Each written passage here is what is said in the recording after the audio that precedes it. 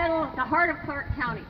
I have been an advocate for your Second Amendment rights for quite some time now. To start with, I am a certified NRA instructor, and I started out actually several years ago when Rick mentioned that I was looking. I was out one day in a park and noticed that the signs in the park said that their firearms were prohibited, and I thought that the ordinance was wrong. I thought the sign was wrong. I didn't think the ordinance was wrong. And then I discovered, after a little research, that the ordinance actually was wrong. It indicated that we couldn't have firearms in the parks.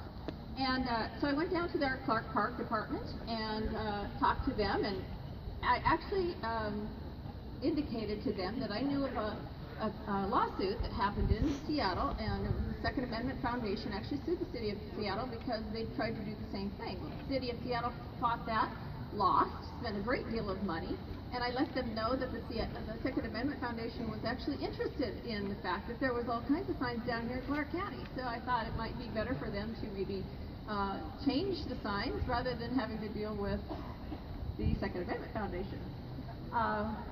I actually took it to the commissioners, and they ultimately changed them. And all the signs in Clark County now do not say that. They say no firearms discharge in the parks.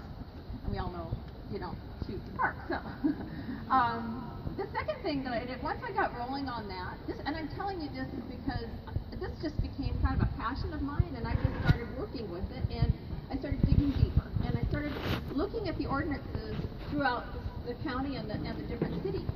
And when I found that there was an ordinance that actually disarmed us, it gave the commissioners the right to disarm us during a declared emergency. And most people didn't even know that thing existed. But when you start digging into your ordinances and your municipal codes, you see that there are things like this that are, unconstitutional. So I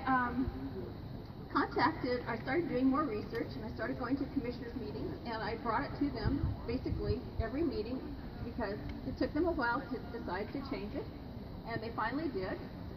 So now that actual ordinance is actually changed. I also found a part in an ordinance where they were going to shut down every business that sold firearms or ammunition during the time of a declared emergency. So I tried to really rally the gun dealers down there to see if they would maybe, help me out. And, there's a kind of a lot of apathy down there. And so anyway, I pushed on, and I wound up changing that one as well. It took me quite a while. I kept telling them, if you just fix it all at once, I wouldn't be back. And I said, I'll be back. And I was every meeting.